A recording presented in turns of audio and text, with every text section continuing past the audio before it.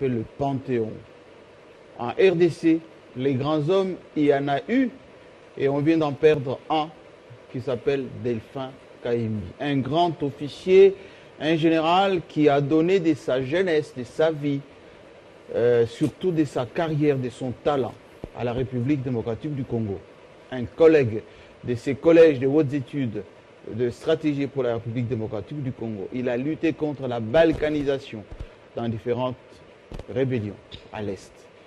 Il est parti, oui on peut le dire, arme à la main, Kayimbi, et ce soir une forte pensée pour lui qui est déjà étalée là, en attendant qu'on puisse l'ensevelir. Repose-toi en paix, mon général. Je commence donc ce club avec beaucoup de gravité parce que l'histoire semble se répéter dans notre pays quand on remarque ce qui se dessine depuis un certain temps, avec quelquefois la manipulation de l'extérieur qui a l'emprise sur les consciences collectives, sur le plan économique, sur le plan social, sur le plan sécuritaire, pour ne pas dire globalement sur le plan de la politique, de la gestion de la cité.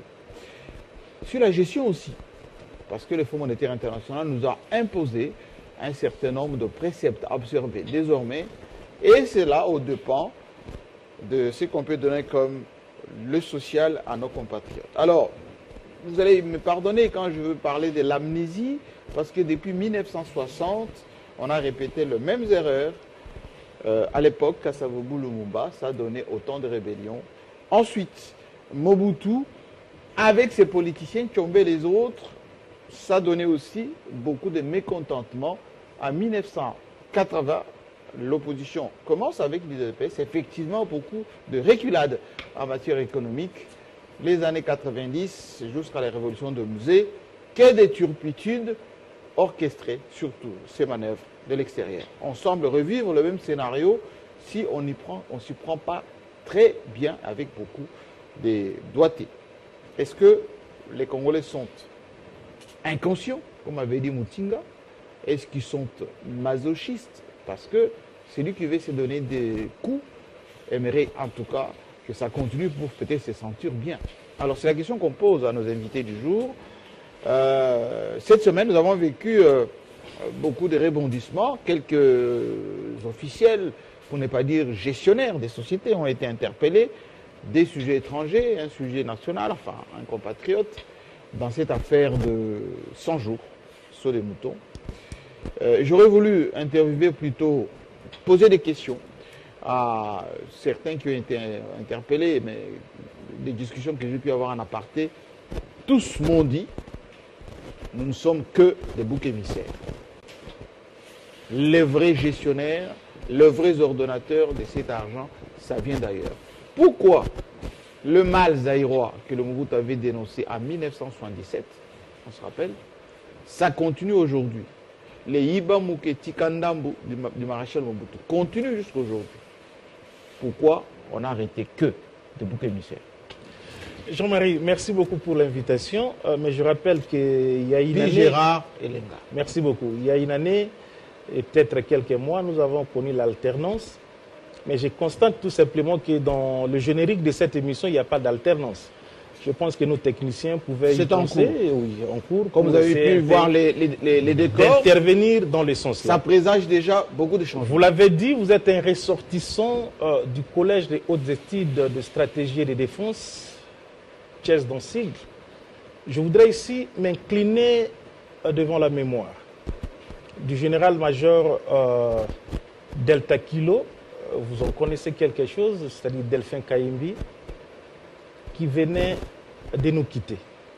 Écoutez, si le général-major Delphin Kayimbi était politicien, je dresserais un jugement sans embâche contre lui. Heureusement pour lui, c'est un militaire.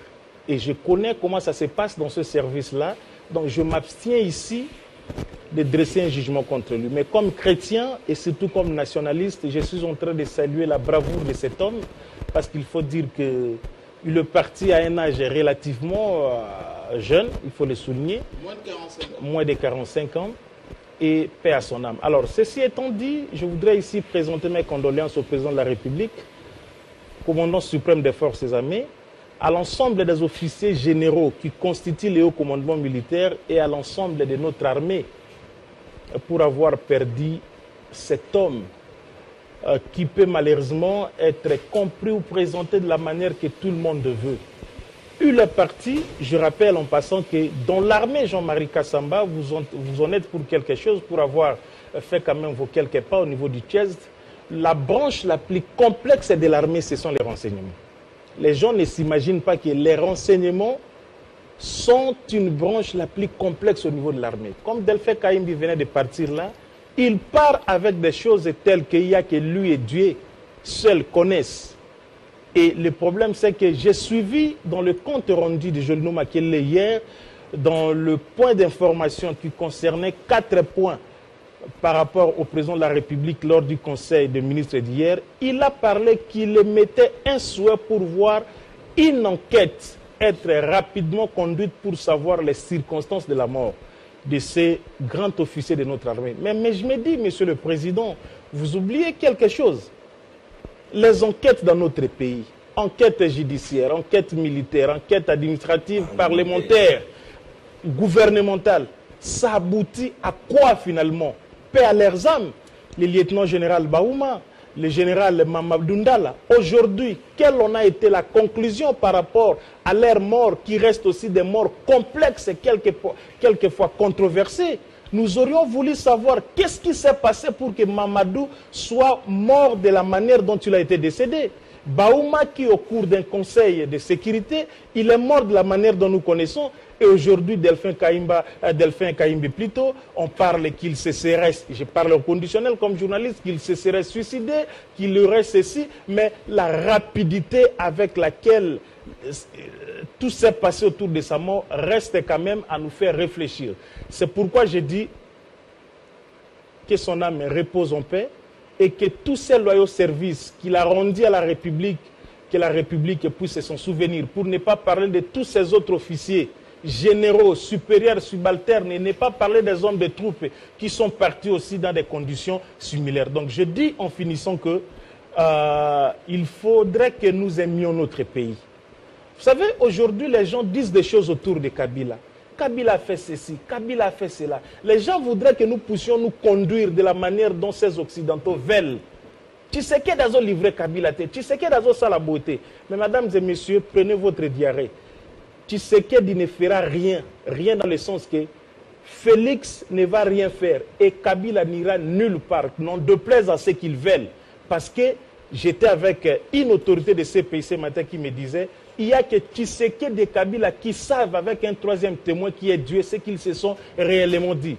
Pauvre Kabouya, pauvre Kabundu, pauvre Néhémie, pauvre Chadari, qui ne savent rien de ce que ces deux hommes se sont dit, ils ne vont passer leur temps qu'à pérorer, à dire rien. Les jours où Kabila et Tshisekedi décideront sur autre chose, nous allons suivre ce schéma-là. Donc je disais que Kaimbi est parti, l'armée doit rester forte pour combattre tout ce qui se passe à l'Est et continuer dans cet élan-là pour qu'on puisse confirmer l'écriture de l'histoire congolaise émise par Lumumba, qui doit être faite par les Congolais et non par les Pompéians et par qui que vous voulez pour que notre pays puisse avancer de l'avant. Mon général, repose en paix et que tous vos leurs services rendus à la nation puissent parler après votre mort. Merci beaucoup.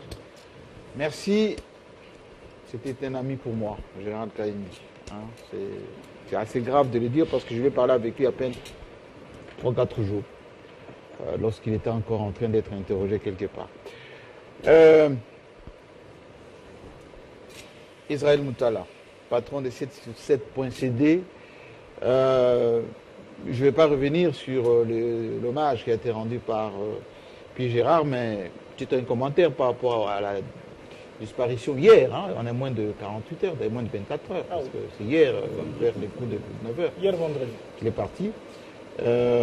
D'abord, qu'est-ce que vous en dites? Et puis, deuxièmement, est-ce que nous, Congolais, nous sommes condamnés à cette comment dire, inconscience collective qui fait que les autres semblent être plus intelligents que nous, plus patriotes que nous, plus prévoyants que nous, que les choses nous tombent dessus à chaque fois, sans qu'on puisse se prémunir. C'est la question fondamentale aujourd'hui.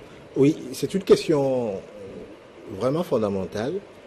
Et je vais même vous laisser continuer. Quand on a vu ce qui s'est passé, pas plus que hier, à Bercy, tout le monde se bat pour aller jouer dans des grandes salles en France. Tout le monde. Les Ivoiriens, quand ils ont eu la première chance d'aller jouer au Zénith de Paris, à l'Olympia de Paris, mais c'est même le gouvernement qui s'est mobilisé par rapport à cela. On a accordé ces Bercy à Fally Ipupa. Le monde entier fait sa promotion, sauf les Congolais, qui ont étalé leurs bêtises à la gare de Lyon, et tout le monde a vu le chaos continuer.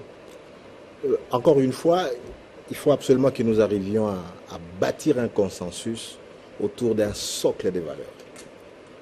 Quand il s'agit de parler du Congo, de la défense des intérêts du Congo, il faut absolument que les politiciens de tous bords, que les Congolais de tous horizons parlent le même langage. Et ce point-là, on ne l'a pas encore atteint. Une sorte de consensus, une sorte d'union sacrée autour des valeurs qui nous sont communes. On n'a pas encore atteint ce point d'équilibre. Et pour que nous atteignions ce point d'équilibre, voilà pourquoi il faut absolument que nous entretenions la mémoire. Qu'est-ce qu'on enseigne à nos enfants? Qu'est-ce qu'il y a dans nos écoles? Quelles leçons a-t-on tiré des crises des années 60, des crises des années 70, des crises des années 90, des crises des années 2000? Toutes ces crises-là, quelles leçons en avons-nous tirées? Donc, avec l'alternance qu'il y a eu en janvier 2018, il y a eu un point de rupture. Joseph Kabila et sa famille politique ont fait évoluer l'histoire. Parce que l'histoire n'a pas bégayé. 2019, l'histoire n'a pas bégayé. Il y a eu un opposant radical qui est arrivé au pouvoir. Et donc, il faut construire notre mémoire. Mais pour arriver à cette construction, il faut de la bonne volonté de part et d'autre. Mais ceci dit, il faut aussi des grands hommes. Voilà pourquoi d'abord je salue le fait d'abord que le président de la République lui-même a dit qu'il était peiné par la disparition de l'officier général Delphin Kayimbi. Et ensuite, il a ordonné qu'une enquête soit diligentée pour qu'on connaisse les circonstances exactes de sa mort. Je n'aimerais pas politiser cette question. Mais ce que je sais, c'est que le président de la République doit trouver un équilibre. Il est dans un exercice très difficile. On sait très bien qu'il agit dans certains des dossiers sous la pression américaine. Et ce n'est pas facile. Les Américains l'ont dit clairement. Il y a eu un tweet, hein, l'ont dit clairement, qu'il fallait mettre à l'écart tous les officiers sanctionnés. Le président de la République sait très bien que c'est une question délicate et il s'est pris aussi de manière plus ou moins délicate parce que c'est pas quelqu'un de brutal.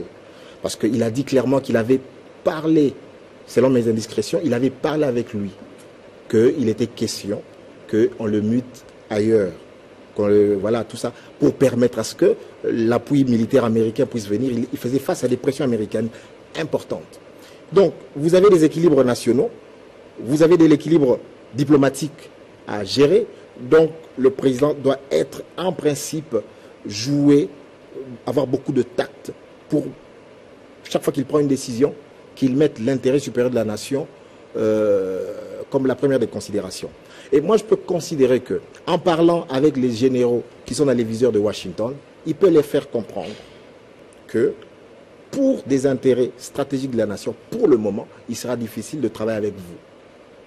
Pour le bien de l'État, mettez-vous de côté. Parce que je pense que, de l'autre côté, les Américains brandissent toujours la menace de sanctions. Et donc, je pense que c'est cet exercice difficile auquel a eu à se livrer le président de la République. Je vais essayer de vous relancer un tout petit peu. Dans les années 60, après la table ronde, Mobutu, qui était quasiment approché par la CIA, parce qu'il était secrétaire de Lumumba, était préparé depuis Bruxelles à faire des rapports sur ce que les Congolais se disaient de retour au pays.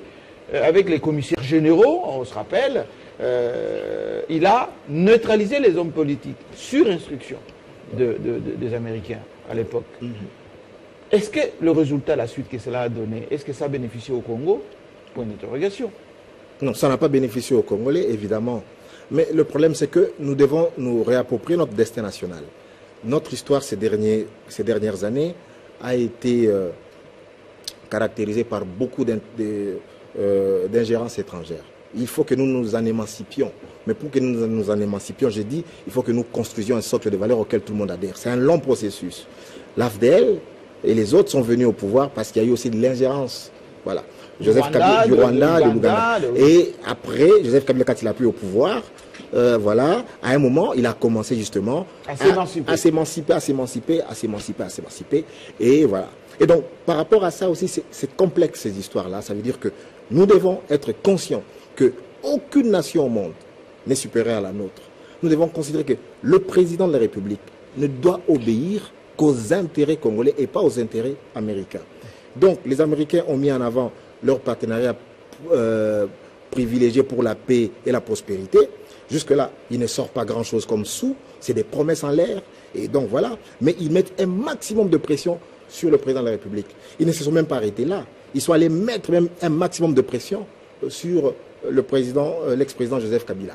Parce que, selon mes sources, c'est toujours des menaces. Ils vous amènent, non, monsieur le président, vous gênez votre successeur et tout. Si vous ne faites pas ça, on va prendre des sanctions sur vous, sur votre entourage. C'est toujours ce langage. Quel est ce jour où le Congolais que nous sommes, nous, on menacera un ex-président américain, un ex-président français. Donc, c'est cette logique-là. Mais pour y arriver, justement, c'est ce que je dis, construisons notre démocratie. Mais pour arriver aussi là... Et comment nous, on doit faire, hein, la parole va tourner quand même, mais comment nous, on va faire pour qu'on y arrive aussi, lorsque... Si on a des petits problèmes entre nous, la première des réactions qu'on a, c'est de se tourner à l'extérieur pour aller faire rapport, pour demander en quelque sorte des soutiens. Oui, mais on va faire comment? Mais justement, les problèmes, ça veut dire qu'on a trouvé cette solution. On a dit justement que parce que c'est l'accession au pouvoir, la gestion du pouvoir qui amène toutes ces divisions. Mais on s'était dit voilà, que cette fois-ci... Et les anciens et les nouveaux se mettent ensemble. Pour mettre fin à l'ingérence, oui. Chaque fois qu'il y a un problème de pouvoir, de partage de pouvoir ou d'accession au pouvoir, on s'adresse au peuple congolais dans un processus démocratique transparent. C'est ça la clé d'abord de s'émanciper. Parce que vous voyez, aujourd'hui, aux États-Unis, Trump se bat pour sa réélection. Donc, il y a eu... Ils ne veulent même pas que les Russes s'ingèrent dans leurs affaires intérieures. Donc voilà, c'est ça la clé d'abord. Ça veut dire que le peuple congolais, c'est le souverain. C'est à lui qu'il faut prendre... c'est auprès de lui qu'il faut prendre le pouvoir. Mais j'aimerais dire aussi ceci. Il y a un nouveau pouvoir. J'aimerais que certains cadres de la majorité fassent le deuil du pouvoir absolu. Du FCC. Oui, du FCC. Fassent le deuil du pouvoir absolu qu'avait Joseph Kabila. Il ne l'a plus. Aujourd'hui, on a un seul chef de l'État qui s'appelle Félix Tshisekedi. Et donc, selon d'autres rapports, il était question qu'il y avait des complots. Et c'est pas bon.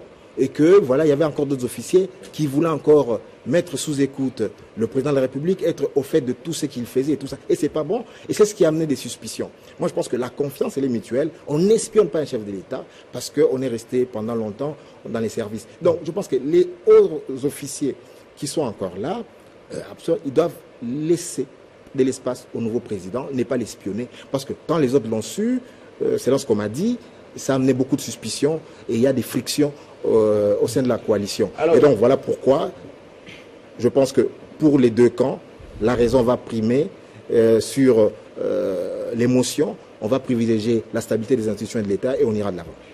John Chitende, est-ce que c'est l'inconscience, c'est l'amnésie ou c'est le masochistisme? Jean-Marie Kassamba. Être maso, ça veut dire on se donne des coups soi-même, ouais. Y compris à s'autoflageller. Jean-Marie Kassamba, c'est avec un sentiment de profonde tristesse que j'entame cette émission. En réalité, le Congo est en deuil. Le Congo est en deuil de façon générale et les FRDC de façon on a vu le haut commandement. Oui, peut-être que nous ne réalisons pas encore ce que nous venons de perdre. Kaïmbi, c'est une mine d'or en matière de renseignement. Pour emprunter un langage aéronautique, c'est une boîte noire d'une valeur inestimable. Il vient d'être enseveli, surtout au moment où nous savons la République démocratique du Congo est en guerre à l'Est. C'est à ce moment-là qu'il disparaît. En tout cas, c'est inquiétant. Mais je comprends que ça sent mauvais. Ça sent mauvais, on ne doit pas prendre à la légère cette histoire. Parce que, relatons les faits. Au même moment, Kalev est inquiété, entendu. Chadari aussi. Et Kalev aussi, c'est une boîte noire aussi. Hein? C'est aussi une boîte noire. En matière de noire. renseignement. Viendra les tours de Kaimbi, qui serait attendu par les CNS, François Béa en tête, et 48 heures avant, ou moins de 48 heures, il était suspendu de ses fonctions par les chefs de l'État, et la nouvelle au début, ça nous apparaissait comme un fake news, hein. Ça circulait comme une traînée de poudre, on ne voulait pas croire à ça, mais vers la fin des après-midi, c'était officiel, Kaimbi n'était plus. Mais Jean-Marie Kassamba, je crois, on ne doit pas continuer à prendre des Congolais pour des sots et en même temps pour des moutons. Donc cette fois-ci, nous voulons des enquêtes sérieuses. Parce que de vraies enquêtes. La thèse du suicide ne passe pas. Ça peut-être, ils peuvent faire gober ça aux petits-enfants, mais aux adultes auxquels nous sommes, je crois que la thèse du suicide ne passe pas. Parce que même s'il était suspendu, comme les chanteurs. Vous l'avez dit, Kaimbi n'avait pas 45 ans. Il était en bonne santé. Il n'était pas malade. Avec un mental militaire. Des faits, oui, un mental des faits. Un mental d'un militaire. Alors, parce qu'on l'a suspendu. Beaucoup de risques. Hein? Oui. On l'a suspendu provisoirement. C'est pour cela qu'il devait se suicider, je ne crois pas. Mais souvenez-vous que la veille, les chefs de la maison civile du chef de l'État s'est pointé chez lui avec une escorte pour les démilitariser, entre guillemets. Maison civile? Oui. Maison militaire ou maison civile? Maison civile. D'après les informations que j'ai, c'est les On doit vérifier ça. On doit vérifier. Monseigneur. Et là, c'est encore inquiétant. Maison civile n'a rien à voir. Non, rien à voir. Rien à voir. Par rapport à ça, les informations que j'ai, c'était plutôt la maison militaire. Maison militaire, c'était plutôt la maison militaire. Mais c'est à vérifier, Jean-Marie Kassamba. C'était plutôt la maison militaire. On a fait ça la veille, c'est-à-dire la nuit. On l'a délesté de sa garde. Le jeudi soir. Non seulement ça, on l'a amené. Les jeudis soirs et les vendredis, on nous apprend qu'il est mort. C'est vraiment fou. Dans ces pays, puis Gérard l'a dit, on nous a habitués à des enquêtes, des fois élastiques et soporifiques. Les 15 millions, on n'en parle plus maintenant. Alors, on va parler tout à l'heure. Oui.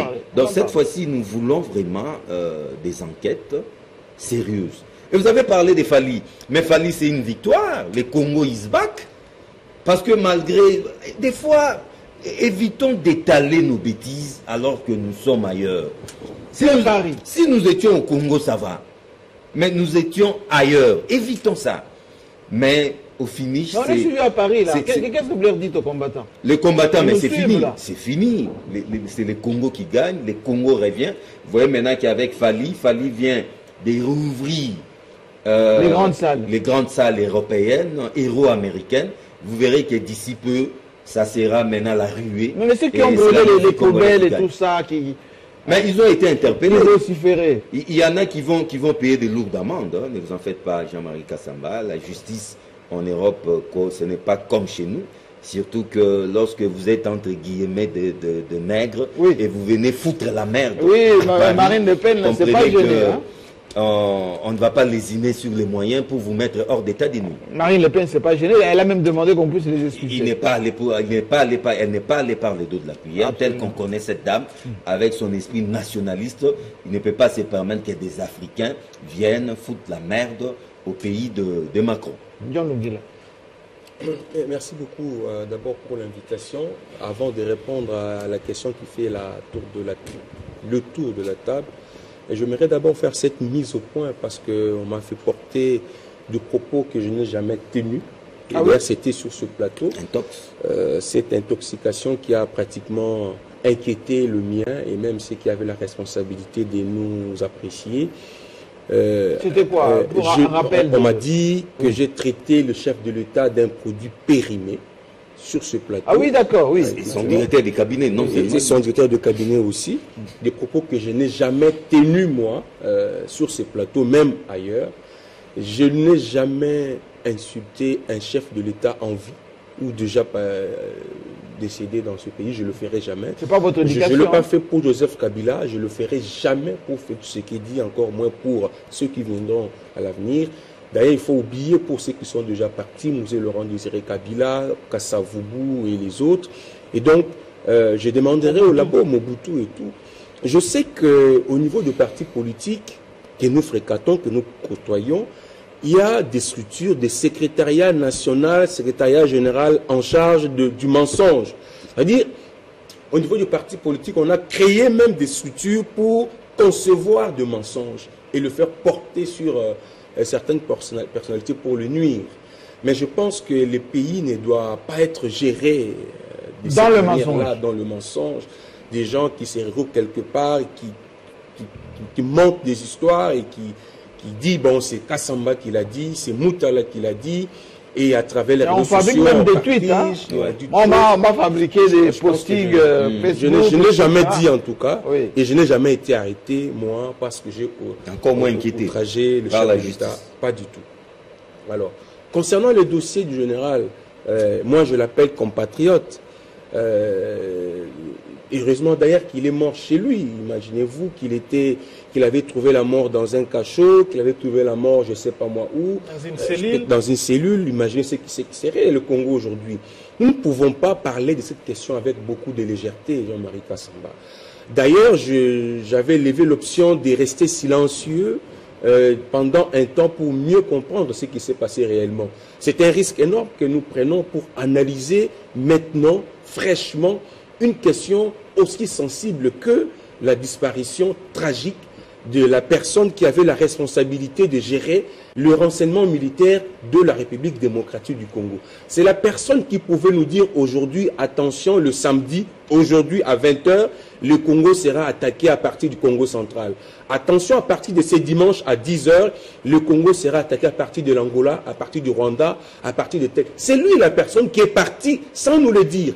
Peut-être qu'il avait cette information, mais il ne l'a pas dit, il est parti. Et donc nous ne pouvons pas traiter avec l'esprit brillant de légèreté cette question. Vous savez, il y a les renseignements civils, l'ANER avec Kalev, et les renseignements militaires, et Kalev, qui était, excusez-moi. C'est un zoom aujourd'hui. Voilà. Mais vous voyez tout ce qui s'est passé. Moi, je pense que les parlementaires ont travaillé pour protéger le chef d'État. Après les fonctions, il faut qu'il soit protégé, il faut qu'il soit des avantages et consorts. Mais il y a des personnalités sensibles qui peut-être ne sont pas chefs de l'État, mais qui méritent d'être protégés. Vous savez, accepter aujourd'hui de gérer les renseignements militaires du Congo, on doit garantir votre avenir après ces fonctions.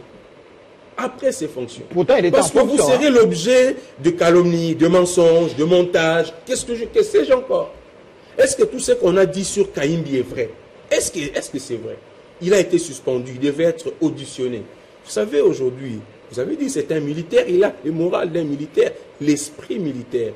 Il a assumé ses fonctions pendant autant d'années. Sous lui, il y avait des personnalités qui étaient sous ses responsabilités. Et automatiquement, ce sont ces subalternes qui doivent l'auditionner. C'est un militaire. Moi, je pense que ça pouvait aussi être vrai. Militaire de haut rang. La méthodologie. Un officier général, pas supérieur.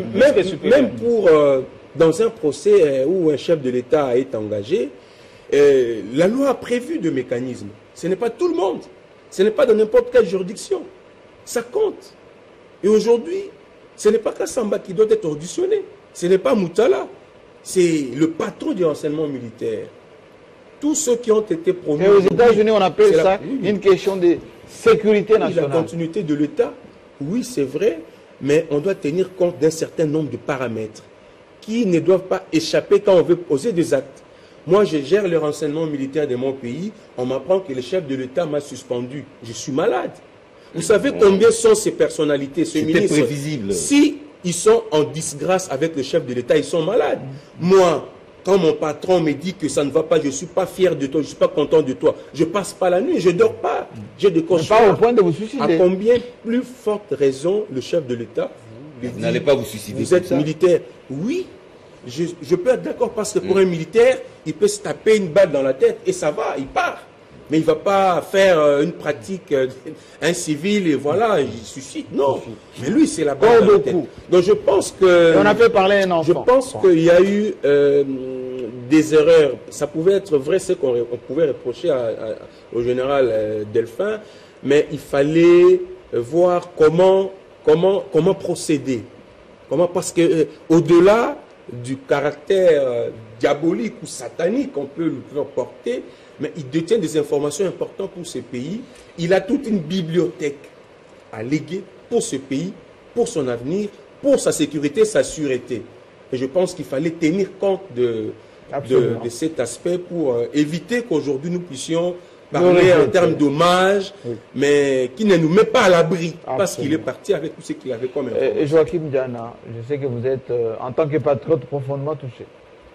Oui, tout à fait. Vous savez, moi, je suis vraiment peiné, surtout, il est parti, mais ce n'est pas la première personne qui est partie. De la même façon, vous l'avez dit dans votre introduction, que dans ce pays, l'histoire se répète. Et souvent, nous nous engageons dans la répétition de façon inconsciente. Et demain, quand on se retrouve au fond du fond, on commence à devenir, les juristes changent de loi, ils interprètent selon certains intérêts, à tel point que ça devient davantage de flou. Écoutez, la question que je me pose maintenant, c'est celle de savoir, qu'est-ce que le chef des renseignements militaires pouvait faire contre son armée? C'est lui le patron de l'armée en matière de renseignement. Donc c'est lui, si ça marche, c'est lui qui... Qu'est-ce qu'il pouvait faire contre sa propre armée? Sa propre armée et par ricochet à son propre pays. Mais moi je pense qu'il faut qu'on nous prenne pour des imbéciles, qu'on nous inculque ça dans la tête parce qu'on veut atteindre un certain but. C'était de la même façon qu'on avait eu Lumumba. Lumumba, ce ne sont pas les Congolais qui le veulent. Les Américains ont estimé que c'était un communiste. Les Belges ont estimé que... Alors qu'en Belgique, il y avait un parti communiste. En Belgique? Oui, ce parti-là n'était pas encore éliminé. Aux États-Unis d'Amérique, ils ont un parti. Ils ont, contrairement à ce que les gens connaissent, seulement 2 partis, mais il y en a 16. Et en France, il y a parmi les 16 partis en France, il y avait Georges Marchais, qui existe aujourd'hui. On n'a pas éliminé ce communiste, mais au Congo, il ne devrait pas y avoir un communiste, on doit l'éliminer. Et les gens ont accepté, il y a eu des valets qui ont coopéré, Congolais qui ont coopéré pour éliminer un communiste. Donc, communiste, c'était un péché, alors que partout ailleurs, il y avait des communistes. Vous voyez comment les gens, on va nous dire, non, il y a des officiers sous sanction américaine. On nous démontre que les Américains aiment plus le Congo que nous, les Congolais. Et comme ça, nous arrivons, on a le pouvoir, on dit, voilà, puisque les Américains vous sanctionnent, allez, on vous fait ça. Mais je pense qu'on n'est plus un État. On n'est plus un État. Les Américains, je ne vois aucun pays, même pas en Russie. Mais on va, vous avez suivi dernièrement au Rwanda ici.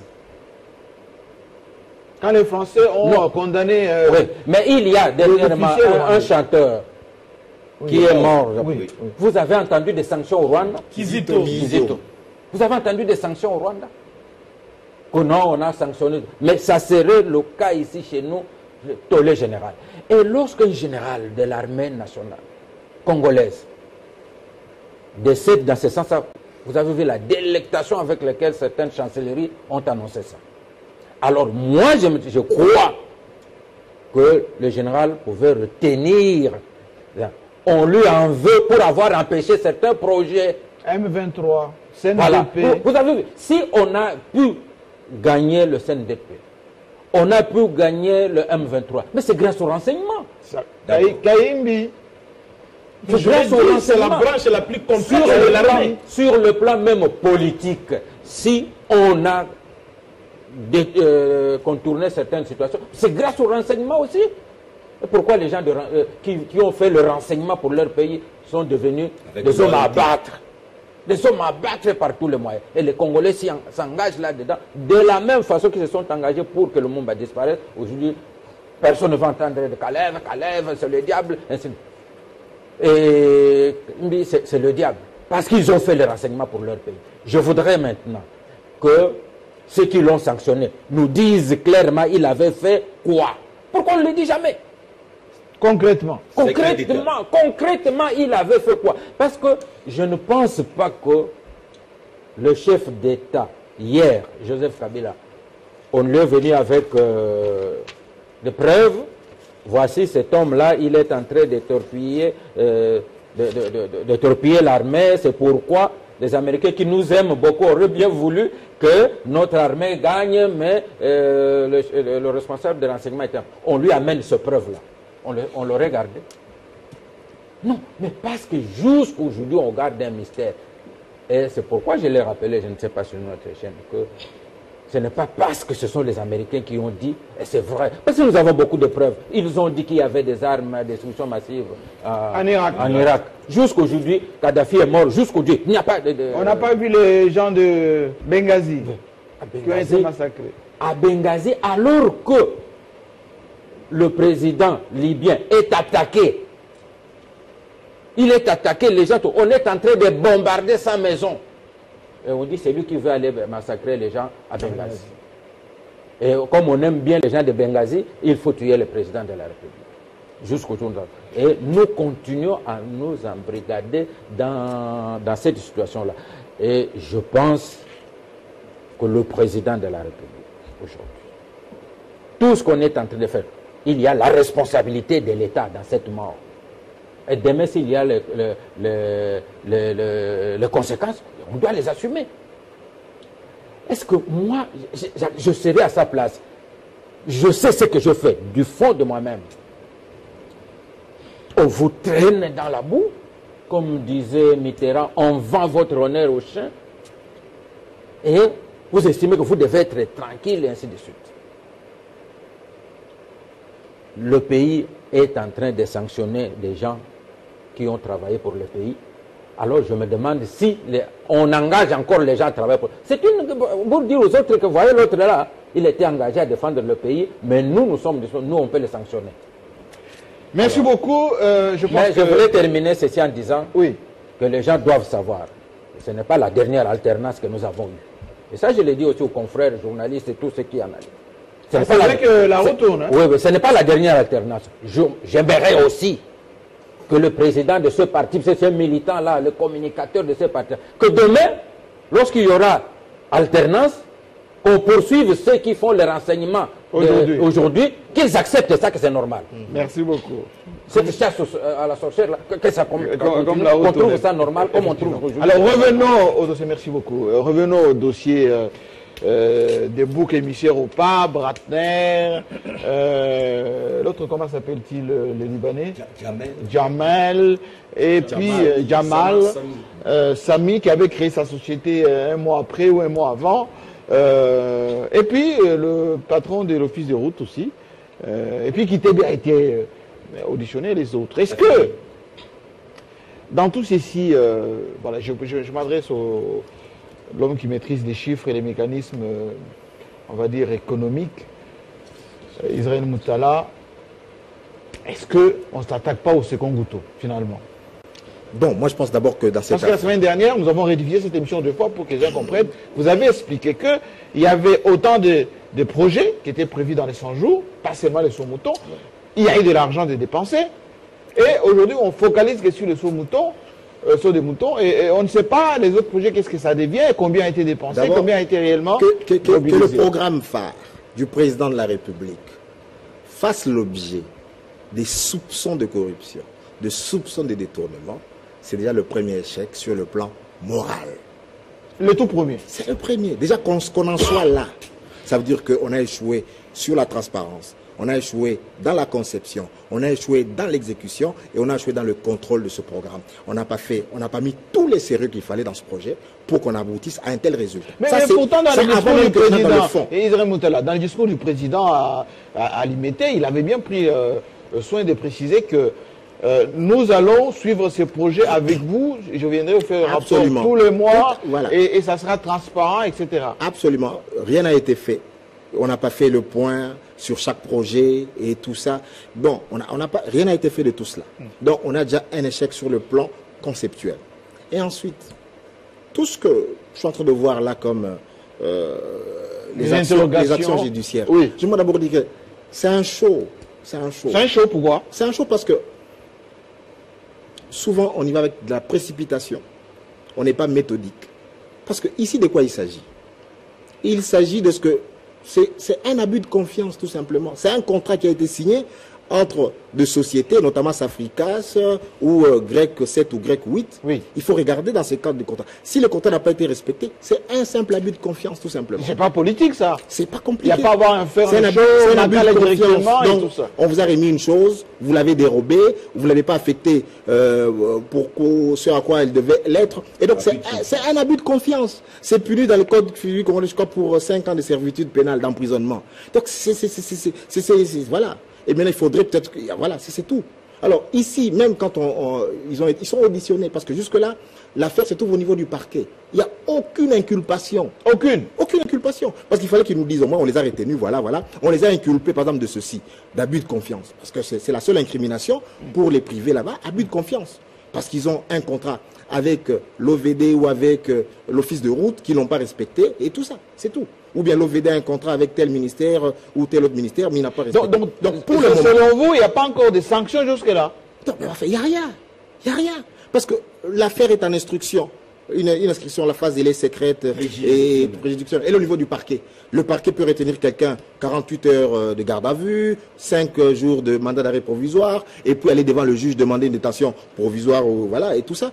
Voilà, ils sont que là. Mais pour le moment, il faut que le parquet vienne nous dise, voilà, pour tel dossier, voilà, on a auditionné tel monsieur, il a reçu tel, il n'a pas exécuté, il a détourné ceci, il a envoyé voilà. Et puis on l'inculpe pour abus de confiance. Au moins, on inculpe.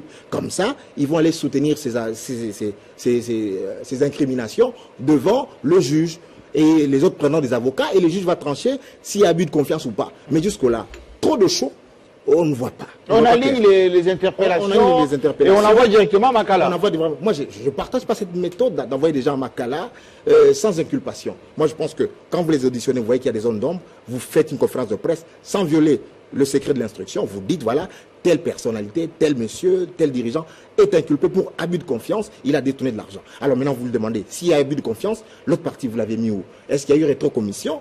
Quelle personnalité publique a eu des rétrocommissions? Parce que jusque-là, on ne parle pas des rétrocommissions. Hein. On ne parle pas, on a débloqué autant, voici la part qui est partie dans les travaux, voici la part qui a un peu qui s'est volatilisée quelque part. Justement, on dit rien de tout ça. C'est simple. Donc, les décaissements de la Banque centrale, au comité sont là, sont clairs. Alors, il suffit de voir la Banque centrale a décaissé combien, l'entreprise a reçu combien, elle a acheté du matériel pour combien, elle en a affecté combien, et tout.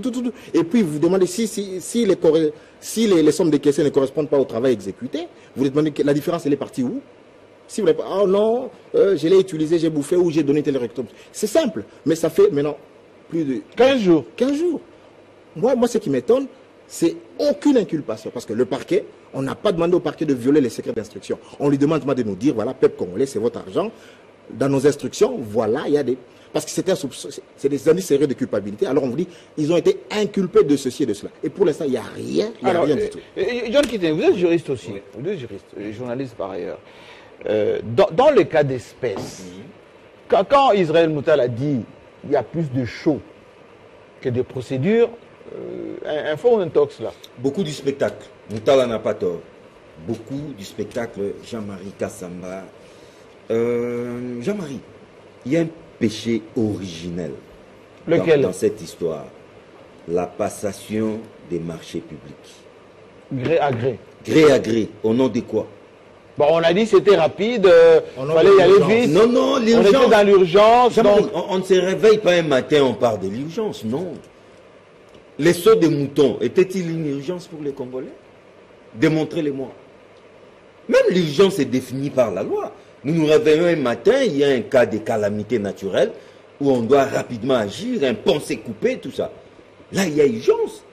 Il y a urgence. Bon, pour ces raisons-là d'urgence, on prend une entreprise dont l'expertise en la matière n'est plus à démontrer, on peut lui octroyer ces marchés.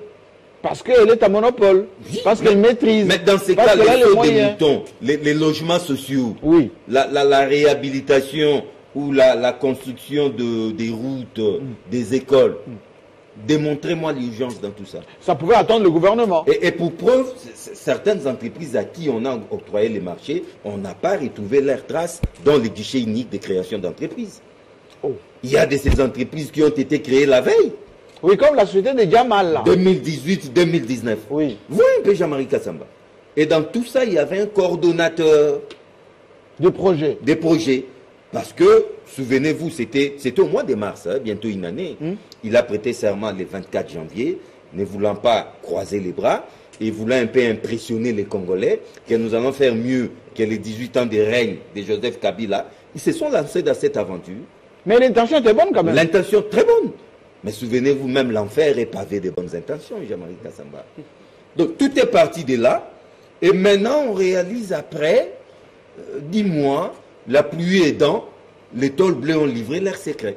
Savez-vous qu'il y a des fonds décaissés pour un autre viaduc au niveau de croisement Triomphal et boulevard Sendou? Mais ça, on n'a pas vu les tôles. Ça, on n'a pas. Mais il n'y a même pas un début des travaux, Jean-Marie Kassamba. Même pas des tôles. Même pas une cuillère. Au niveau de l'UPEN. Donc, dans ces enquêtes, Jean-Marie, qu'on ne vienne pas nous faire du show, comme l'a dit Moutala, du spectacle. La justice ne travaille pas comme ça. Donc, on doit d'abord commencer par nous montrer la traçabilité des fonds qui ont été décaissés. Traçabilité. Traçabilité. Voilà, ça a quitté telle banque, tel endroit, après c'est tombé entre les mains de tel, tout ça. Et vous comprenez que dans tout ça, il y a des rétrocommissions, Jean-Marie Kassamba. C'est inévitable.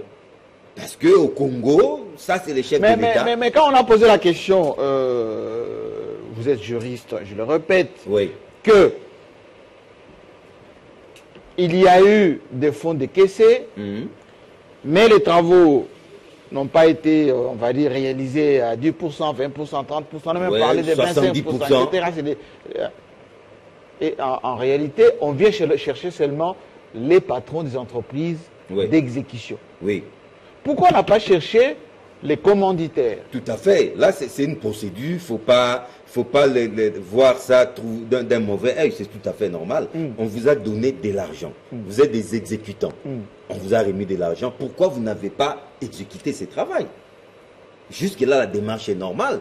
Messieurs, venez vous justifier. Mais les enquêtes ne doivent pas s'arrêter là. Parce qu'eux peuvent être poursuivis pour abus de confiance. Jusque-là, il n'y a aucun administratif. C'est ça les drames, Jean-Marie. Aucun administratif. Et puis jusque-là, nous sommes dans une phase préjuridictionnelle. Savez-vous que les DG de l'entreprise Safricas a été relâché avec une lettre d'engagement? Il dit non. Il est en liberté? Non, il n'a pas encore été libéré. Mais il a une lettre d'engagement. On sait qu'il y a eu une demande de la part de ses avocats. Oui, pour qu'il soit libéré. Mais il a déjà il a eu des problèmes de santé. Ses avocats ont présenté une lettre d'engagement. Non, dès qu'on les libère, il va pas fuir et puis il va poursuivre les travaux quand on va lui remettre l'argent. Il a travaillé en fonction de l'argent qui est tombé dans sa poche. Vous comprenez un peu? Et vous comprenez que dans cette affaire, il y a une cabale, une histoire de rétrocommission. Qu'on n'a pas encore dit. Qu'on n'a pas encore dit.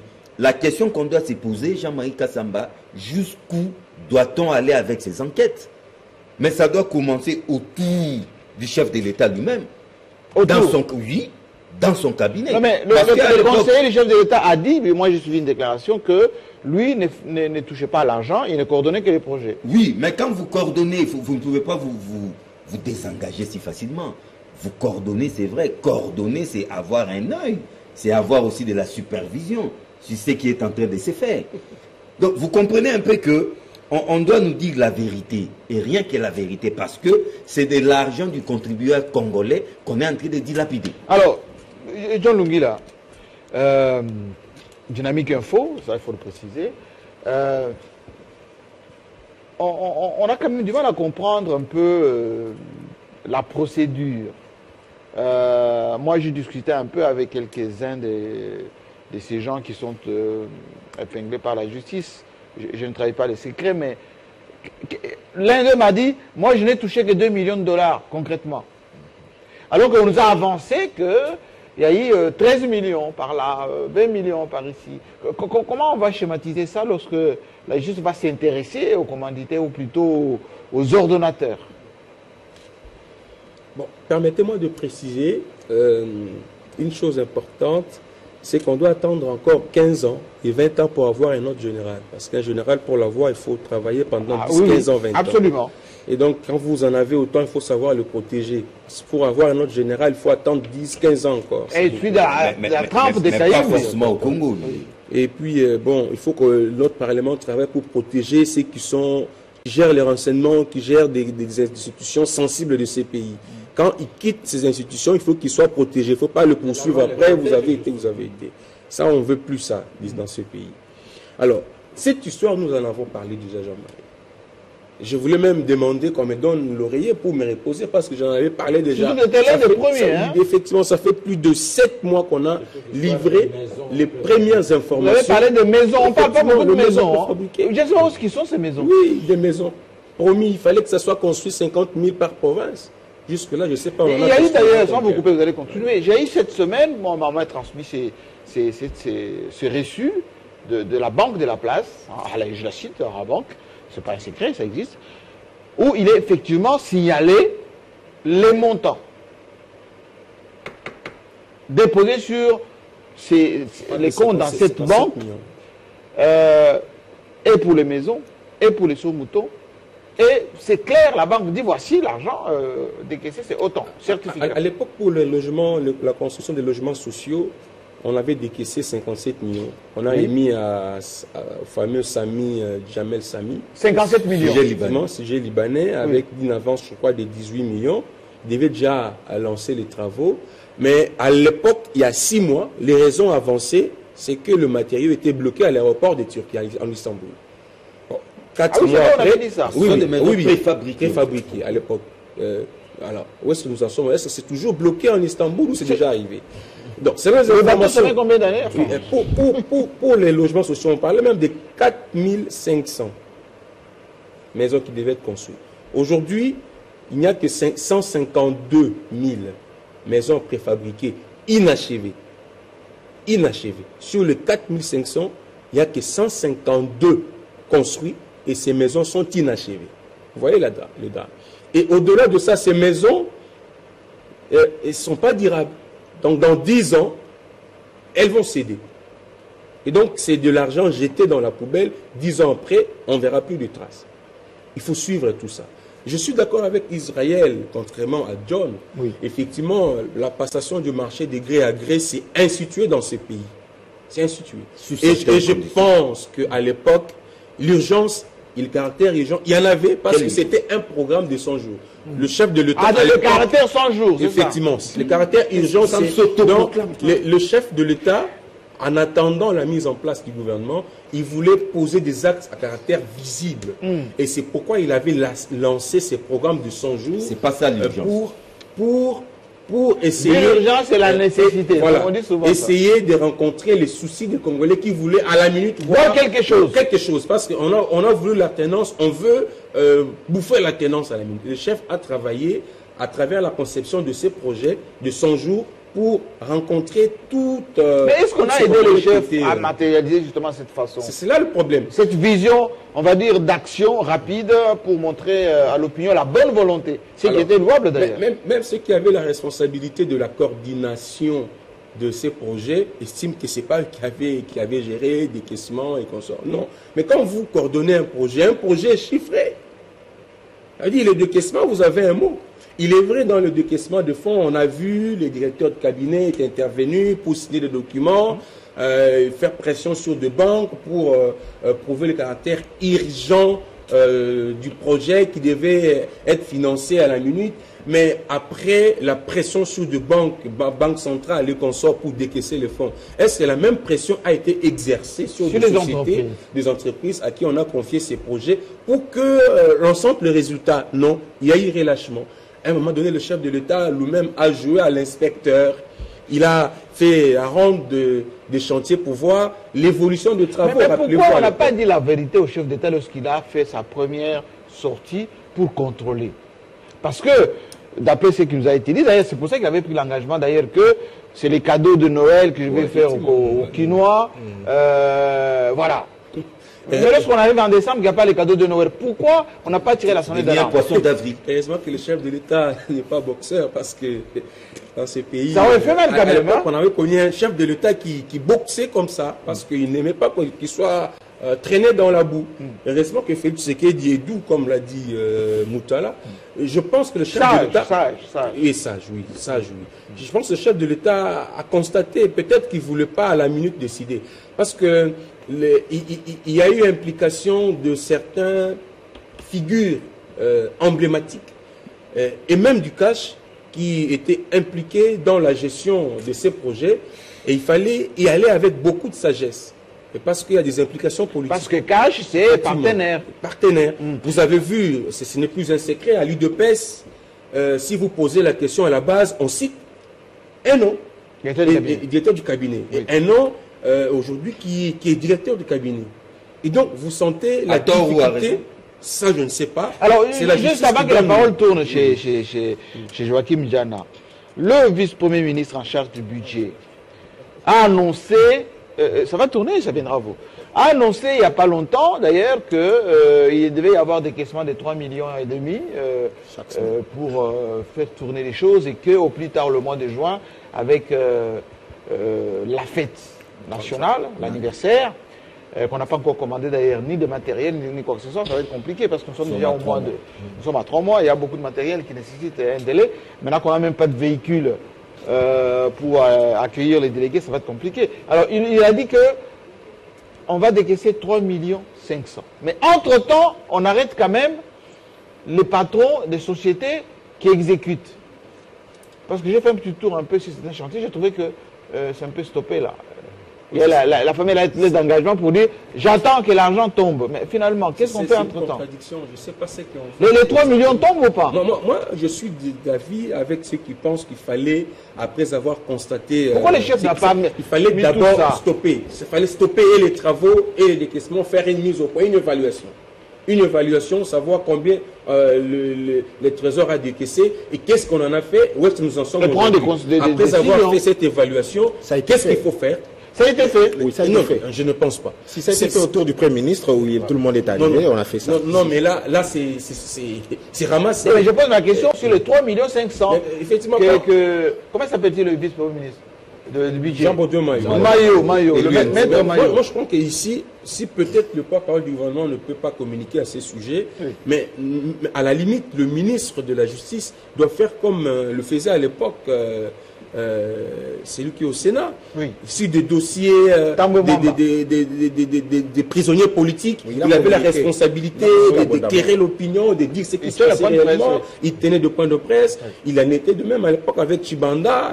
Donc, il faut que les maîtres Tunda fassent la même chose, parce que là, nous ne savons pas. Et effectivement, on a des informations, mais comme ce n'est pas d'une manière, la version officielle n'a pas été donnée jusque-là, on est en disons les 3,5 millions tombent. Pour moi, il ne fallait même pas continuer le décaissement, il fallait stopper après évaluation, tirer des leçons, rétablir les leçons. Alors, ceux qui sont responsables sont envoyés à Makala. Est-ce que vous pensez de la même manière que c'est du spectacle? Quand ça traîne, le chef d'État descend, il fait la tournée, on prend l'engagement, ça sera le cadeau de fin d'année, et après, ça ne marche pas, on revérifie encore, et puis Maillot dit 3,5 millions.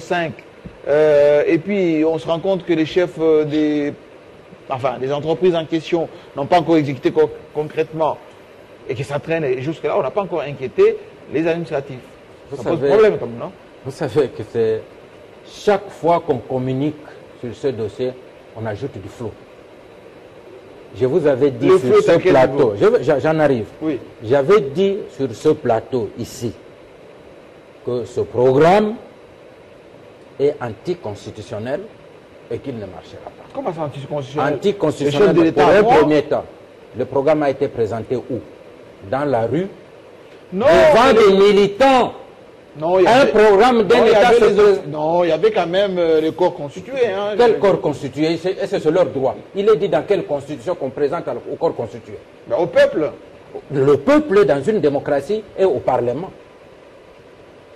Dans une démocratie, le peuple a ses représentants. Non, cette urgence-là, où est l'urgence aujourd'hui? Ah, c'est vrai, Qu'est-ce qui a été on a revenu plus de 100 dirigeamment? jours, hein. C'est que c'est peut-être comme disait quelqu'un, un plan d'enrichissement illicite en 100 jours. Peut-être, c'est ça, c'est oui. trop fort, Alors, quand même. j'ai dit ceci. C'était d'abord mal parti sur ce point-là. On avait tout le temps d'attendre de faire les choses. La Constitution, où est-ce qu'elle est encore violée? Mais c'est le gouvernement qui mène la politique de la nation. Quelle que soit la politique, mais les gens qui ont géré. Et Vital Kamerhe a dit que, en attendant, vu la nécessité, en attendant le nouveau gouvernement, budgétaire des cabinets pouvait ordonner. Il n'en a pas. Il y avait une cour constitutionnelle quand même. Il devrait demander la dérogation là-bas. On a cherché à inventer des histoires qui n'avaient rien à voir. Donc, le gouvernement qui devrait mener. Mais pourquoi? Pour signer les ordonnances de Jekamine et NCC, on est allé prendre un premier ministre pour signer. Ah oui, je suis balance. Alors qu'il n'y avait pas un gouvernement. C'est vrai. Pourquoi on est allé le prendre? Donc, vous voyez que c'est là où il y a... Alors, vous venez de parler de la dernière communication. 3,5 millions. Oui, Maître 3 Mayo. millions. Mais c'est là où j'ai dit qu'il y avait le flou. Suivez le porte-parole de cette réunion autour du Premier ministre, qui était le vice-premier ministre du budget, Maître Mayo. Maître Mayo. Oui. Il dit ceci. Et les Congolais ne savent pas se retenir. Il dit, le budget total, c'était 46 millions. 46 millions. Et il reste à payer, donc les 3 millions dont vous parlez, c'est sur les 13 millions qui seront désormais, mon cher ami. Et puis, Est-ce que entre-temps, c'est il sur conclut. l'ensemble de projets ou c'est sur les Non, sauts de pour moutons? les sautes de moutons. Mais les sauts de moutons de Pongabi, là, on n'a pas cité. Mais j'en arrive. Alors, il dit 46 millions, il reste 13. Alors, c'est les 50-50. Donc, mais calculez, faites le calcul, celui qui est au budget. Donc là, c'est là où le ministre des Finances a raison totalement pour dire qu'on a déjà payé 70% de financement. Alors, mais d'où est venu ce problème? C'est là où les Congolais ne savent pas revenir. C'est le directeur du cabinet du chef de l'État. Au cours d'une émission sur une radio nationale, il dit précisément ceci, on peut reprendre, entrer dans les... On a la vidéo. Oui. Il dit que quand nous étions seuls, sans le gouvernement Ilunga Inukambe, les choses marchaient bien. Mais depuis que le gouvernement est... Les entreprises qui doivent faire ces travaux sont asphyxiées financièrement. Donc Foner... Voilà. Non, les entreprises qui doivent travailler, donc c'est-à-dire Safrica, les autres là, ils seraient asphyxiés financièrement. Ce qui veut dire qu'ils n'avaient pas l'argent. Mais c'est alors que le ministre des Finances est sorti de bois pour dire que non, ces gens-là ont déjà reçu 70% de financement. On ne peut pas dire qu'ils sont asphyxiés financièrement alors qu'il ne reste qu'à leur donner que le 30%, mais les travaux qu'ils ont faits, c'est moins de 50%. D'où la descente sur le terrain. D'où cela réveille les gens, tout le monde descend sur le terrain. Mais pourquoi ce mensonge du départ que les entreprises étaient asphyxiées financièrement, alors que maintenant Safrica se reconnaît avoir reçu l'argent, mais il n'a même pas encore versé même une cuillère de caillasse à Sendou là-bas. Croisement Sendou, même pas une cuillère de caillasse. Vous allez à l'UPEN, rien du tout. Puis Gérard. Alors ils sont asphyxiés financièrement pour avoir fait quoi? Puis Gérard. Oui, mais est-ce que vous êtes outré aussi, ou vous dites, bon, c'est la course des choses? Bon, c'est vrai que... Israël Mouta l'a dit tout à l'heure, c'est du bluff. Enfin, c'est du cinéma. C'est vrai tant qu'il n'y aura pas d'inculpation, c'est vrai du cinéma. Que dans un tour de table de 5 invités, ça prend un peu de temps pour prendre la parole. Mais rapidement, je veux revenir 2 phrases sur ce que nous avions dit avant. Que Jean-Marie, aussi longtemps que nous n'allons pas nous unir autour des idéaux, ce pays continuera à connaître des problèmes que nous avons maintenant. Mais malheureusement, nous avons des Congolais inconscients, si vous voulez, inconscienciés, qui ne maîtrisent rien, qui regardent les choses et veulent amener ça comme si nous étions dans une poubelle et qu'on devrait réfléchir le pays comme si nous étions sous les arbres ou dans un cours d'eau. Le problème aujourd'hui, c'est que les Congolais doivent se mettre en tête. Les Américains ne peuvent pas nous aimer plus que nous-mêmes.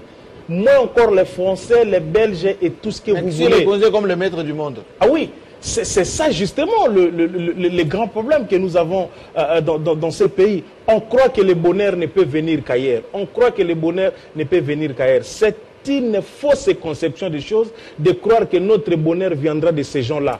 Mais Pompeo devrait faire un tour ici au Congo. Vous savez pourquoi il n'est pas venu? Non. Moutala l'a dit. Tshisekedi est dans une situation de complexité, subissant des pressions que vous n'avez pas. Oui, c'est vrai que... Mais est-ce que nous... Colette Brackman a fait un papier cette semaine. Nous devons vivre selon le bon vouloir des Américains, des Français, des Belges, ou bien selon notre propre bon vouloir à nous? C'est la grande question qu'il faut se poser. Mais prenons un peu, Fali, vous étiez en train de le dire, il a joué. Oui. Regardez les voyous comme les Boketu et tous les autres, ce qu'ils font. Ah, ils vont me répondre. C'est un voyou, il ne faut pas chercher les termes.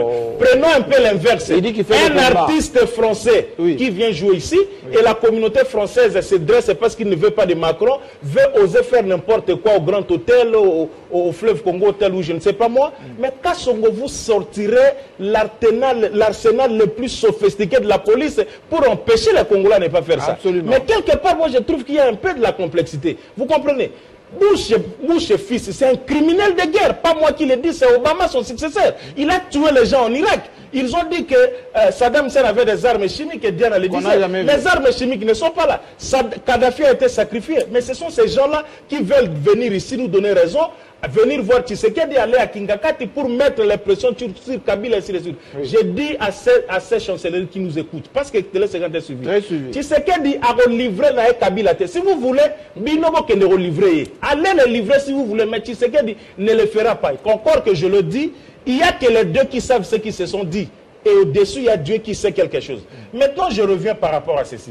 Je crois que nous sommes leaders d'opinion journalistes, mais il ne faudrait pas que nous ayons aussi quelque part un certain pourcentage d'une mauvaise foi, si je peux les considérer ainsi, parce que l'émission a aussi un caractère pédagogique. Et ceci ne peut pas provenir d'un juriste que je respecte, quand j'ai toujours dit qu'il est dans le journalisme par défaut, comme John Chitende. Il ne peut pas dire ce qu'il a dit. Le gré à gré est prévu dans le droit économique, dans le mode de passation, bien sûr, dans le mode de passation de marché, qu'on arrête de présenter les choses comme si les gré à gré. Moi, le gré à gré est prévu. Oui. Pourquoi une institution comme CENI, qui a 5 ans pour organiser les élections, votre famille Nanga nous présente les gré à gré ici pour avoir les machines à voler, à voter ou soit, je ne sais pas. C'est déjà voté. Oui, c'est déjà voté ou volé comme vous voulez. Même les Faoulou qui refusaient cela sont venus quand même se greffer à ces élections. Ça n'a pas posé problème. Lui qui avait 5 ans. Et Tshisekedi qui présente un programme de 100 jours avec une épithète sur ce qui est urgence. Et vous voulez nous dire qu'on devrait passer par des processus? Non. Le problème ici, c'est celui de respecter les conditionnalités qui sont prévues par ces modes-là de gré. Où est-ce qu'on en est alors? Alors, nous sommes où maintenant? À boire et à manger dans ce programme. À boire et à manger dans ce programme, et moi je me dis, je suis peiné. Comme Moutala le disait, d'entendre ne serait-ce que le mot, le concept de corruption autour du programme d'un président de la République. Le tout premier. Le tout premier à être bénéficiaire de l'alternance, pour qui il a passé tout son temps à prôner l'état de droit, la démocratie, la bonne gouvernance et tout ce que vous voulez. C'est pour ça que nous autres ici, lorsque nous soutenons, les gens ne nous comprennent pas. Ça aurait pu être quelqu'un d'autre. J'ai toujours dit qu'aussi longtemps que nous n'allons pas nous retrouver, nous réunir autour des idéaux, comme les Français, les Belges et les Américains, j'ai toujours posé la question qui a créé le Parti républicain. Pourquoi le président ne prend pas des mesures radicales? C'est ça justement. Un compatriote, je l'ai suivi ces derniers temps, disait qu'il faut une dictature éclairée dans ce pays. Et moi j'ajoute peut-être qu'il faut une dictature nationaliste. La différence avec Tshisekedi et Kabila, c'est quoi? Kabila avait la totalité du pouvoir. Le Parlement, c'était son Parlement. Le gouvernement, c'était son gouvernement. Et tout ce qui est comme appareil de l'État, tout s'est tourné vers Kabila. Mais le président a le bic rouge. Mais justement, le bic... Il a dit lui-même. Mais oui, il a le bic rouge. Qu'est-ce qu'il en fait? Bien sûr, mais n'oubliez pas que nous sommes dans une situation de coalition. Et c'est là où j'ai toujours interpellé Tshisekedi et Kabila. J'ai dit ceci. Mais c'est que son cabinet est en coalition. Mais oui, le cabinet de qui? Du président. Mais le cabinet du président ne gère pas le pays, Jean-Marie. Il ne faut pas présenter les choses de cette façon-là. Le cabinet du président. Qui a ordonné? Je suis en train de venir. Qui a ordonné? Laissez-moi être on vous aide. Non, ne m'aidez pas. Vous avez parlé de 100 jours, vous avez dit exception, vous avez dit... Ne m'aidez pas, Jean-Marie, les raisonnements, il est les miens. Oui. Je suis en train de dire que, le cabinet du président de la République ne gère pas le pays. Deuxième chose, nous étions dans une situation d'exception, si vous voulez. Mais je ne dédouane pas ces gens. On parle trop de Vital Kamerhe ici. John Lungi là qui présente Kamerhe comme ces diables-là à battre. Non, vous n'avez pas dit ça. Ça fait 7 mois. Ne le prenez pas ça. Ça, c'est encore un autre problème. Non, ça, c'est de l'intox. Non, c'est pas de l'intox. Je ne l'ai pas dit. Assumez-vous. Je ne l'ai pas dit. Je ne le dis pas aujourd'hui. Je ne l'ai pas dit. Même dans des prestations passées. Je ne l'ai pas dit. Oui, vous ne l'avez pas dit. Évoluer. Il a engagé. J'ai dit ceci. On ne cite pas un nom. Kamerhe n'était que directeur de cabinet. Qui a ordonné? Attendez, Jean-Marie. Kamerhe n'était que directeur de cabinet. Mais ce nom de Nicolas Kazadi, pourquoi vous ne citez pas ce nom-là? Nicolas Kazadi qui est de l'UDPS et qui a été le coordonnateur de cette structure-là pour coordonner, superviser. Mais pas financièrement. Non, mais écoutez, mais Vital l'a été financièrement. Si. Vital a été financièrement. Si. Alors, vous me l'appelez. Il a écrit à la Banque centrale. Moi, je suis tout simplement en train de... Mais qui a écrit à la Banque centrale? Moi, je suis en train de dire ceci, Jean-Marie. Je reviens sur mes propos. Non, mais qui a écrit à la Banque centrale? Je reviens sur mes propos. Oui. Il y a à boire et à manger dans cette histoire des 100 jours du président de la République. Question, hein. Je réponds, je suis en train de répondre. Qui a écrit à la Banque centrale? Veuillez payer telle entreprise à tel montant. Non, mais c'est le directeur de cabinet qui a écrit. Il n'y a pas de problème. Il s'appelle Vital Kamerhe. Merci. Il n'y a pas de problème. Vous avez la réponse à mais votre Vital peut écrire. Oui. Mais l'exécution pour sortir les fonds, tout ça, il suit une procédure. Moi, je crois que nous ne pouvons pas nous substituer ici au parquet, au parquet justement, ou ceux qui sont appelés à dire le droit ou la justice. Ce serait quand même incorrect de notre part. Mais tout simplement, je dis que il y a à boire et à manger et nous devons aller jusqu'au bout pour dénicher et pour donner des responsabilités à tout celui qui se serait trompé, même pour un franc. Chitende le disait, c'est l'argent du contribuable congolais. Quelqu'un m'a dit, mais puis Gérard, vous parlez trop de l'argent du contribuable congolais. Mais mon cher ami, lorsque vous achetez quelque chose dans le marché libanais, lorsque vous ne savez pas qu'il y a la TVA qui existe, vous ne savez pas qu'il y a un pourcentage prévu qui existe, c'est cet argent. Je n'ai pas votre point de vue. Hein. Je donne un point de vue. Est-ce que ceux qui sont arrêtés là aujourd'hui, Israël Moutala a dit, c'est du bluff. C'est du cinéma parce que personne n'est inculpé. Vous dites quoi? Non, mais quand Israël Moutala qui est à côté de moi. Qui maîtrise les chiffres. Non, au-delà de maîtriser les chiffres, du fait que les chiffres, nous pouvons les maîtriser tous, du fait qu'il est juriste de son État. Quand il dit ça, il le sait, lui et John Chitende. Nous sommes encore au niveau de la phase préjuridictionnelle. Le parquet ne condamne pas quelqu'un. Le parquet recherche les infractions et il prend les gens qui sont supposés, qui ont commis ces infractions, il les prend, il les amène et si on passe à la phase du jugement, on défère ces gens devant les juridictions compétentes qui sont les cours et tribunaux. Pourquoi seulement les seconds couteaux? Vous dites? Les seconds couteaux. Non mais écoutez, l'affaire de... Les menus frétins. Pourquoi vous appelez ça les menus frétins, Jean-Marie? La justice ne fonctionne pas à la lyre que nous voulons. La justice a sa manière de fonctionner. Laissons les nouveaux magistrats qui sont commis au niveau de différents parquets à différents niveaux, c'est-à-dire du niveau bas jusqu'au niveau le plus haut, d'aller avec les enquêtes judiciaires, de renforcer certains éléments. Et quand tout sera sur la table et qu'on verra que non, ces gens peuvent être déférés devant la justice, Blattner et l'autre là, le Libanais là, le destin du pays pèse. Dernière question. Pourquoi? Moi, j'ai lu quelque part que le président s'inquiétait des pressions qui sont exercées sur les magistrats, etc. Est-ce que vous ne savez pas que ça va...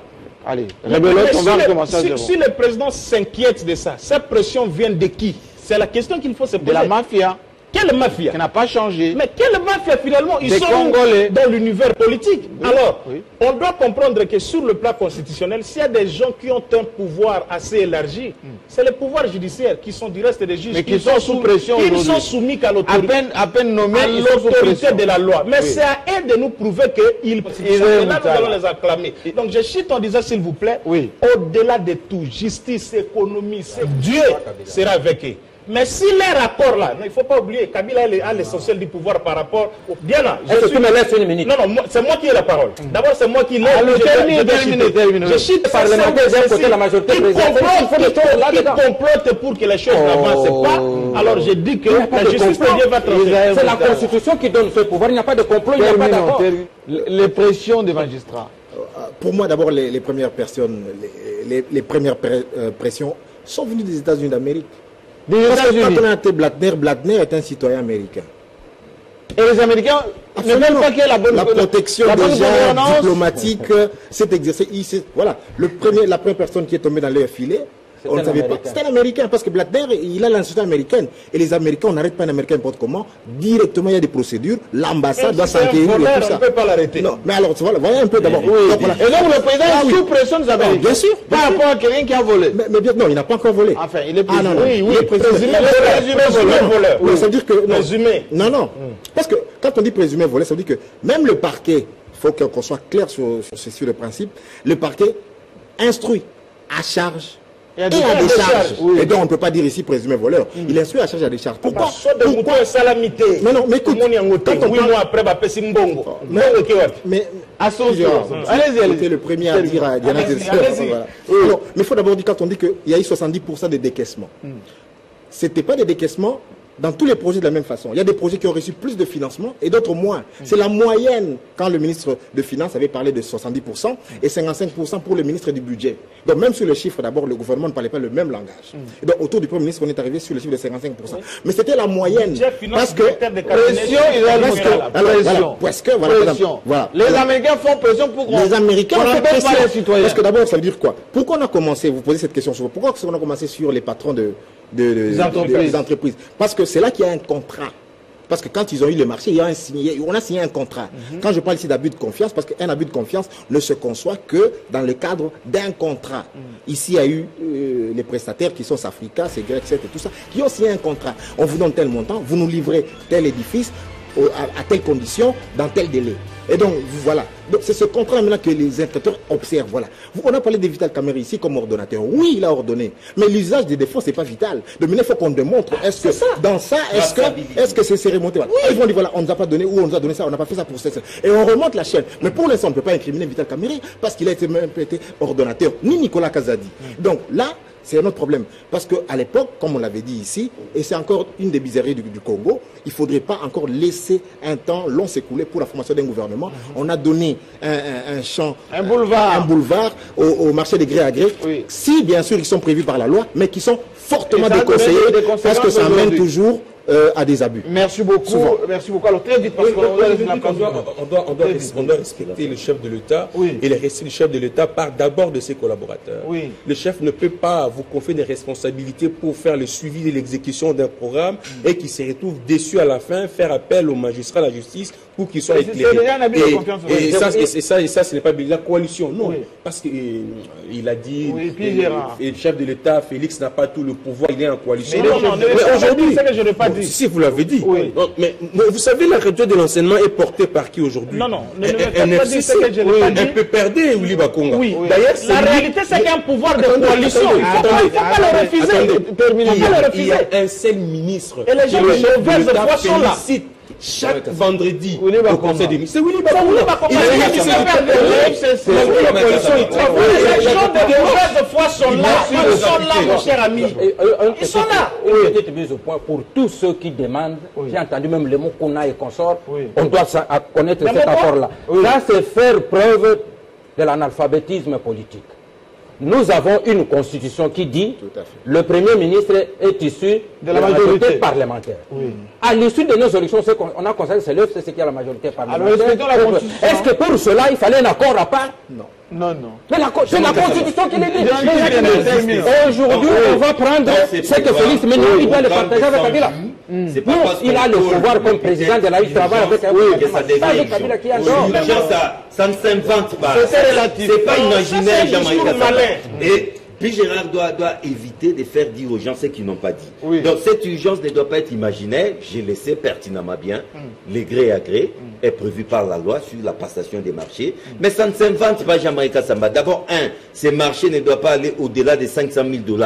Et cette urgence, c'est pas parce que vous dites que c'est urgent, c'est urgent. L'urgence s'impose. Mais tout n'a Elle pas ne été doit pas être conclu imaginaire. sur le marché de gré à gré. Tout n'a pas Les gré à gré, légal. le gré à gré. Là, il n'y a pas de souci. Merci Moi, beaucoup. je dis ceci, Jean-Marie, Merci c'est beaucoup. très important. On a fini. C'est très important ceci. S'il te plaît, s'il vous plaît, Jean, juste une minute. Oui. La victoire politique de Tshisekedi en 2023, Oui. elle sera partagée avec les FCC. Et de même, vice-versa. Ces gens doivent comprendre qu'ils sont dans une coalition. Mais qui a dit qu'il Ils doivent travailler pour le peuple congolais. et qui a dit qu'il va gagner la victoire en 2023, c'est-à-dire à la fin de l'exercice du mandat. Oui. À la fin de l'exercice du Qui a mandat. dit qu'ils Mais vont qui a gagner? gagné? Peut-être qu'ils vont perdre. Je dis ceci, c'est pas Encore, qu'il faut il a dit gagner qu'il y a en un 2000. bilan. Je dis, à la fin de l'exercice de ce mandat, en 2023, On fera un bilan. la victoire de tout ce qui sera fait ici, pour le bonheur du peuple congolais, sera partagée entre les FCC et les cas. Ils doivent comprendre ça et ne pas se mettre les bâtons dans les roues pour Et le que président le président doit ne laisser le résiste pas. Premier ministre Mais agir. nous devons Mais dénoncer c'est le Premier ministre qui a le bâton dans les Il roues. faut éviter ce discours malade et Diana qu'il tient là. C'est pas un discours Merci C'est quel discours? Ah Quel oui, discours? merci beaucoup. Quel discours? C'est déjà fini. c'est déjà Quel est fini. ce discours? Merci, on a laissé la place au journal maintenant parce que Il y a des nous gens en qui viennent direct sur le plateau pour ici à raconter Kinshasa. n'importe quoi. Et ceux qui nous suivent à travers le monde, vous devez retenir que votre chaîne est maintenant concomitamment satellite et en même temps plateforme des canaux mettant à travers le monde, y compris les streaming. On vous donnera des liens et l'application du Grand Bouquet.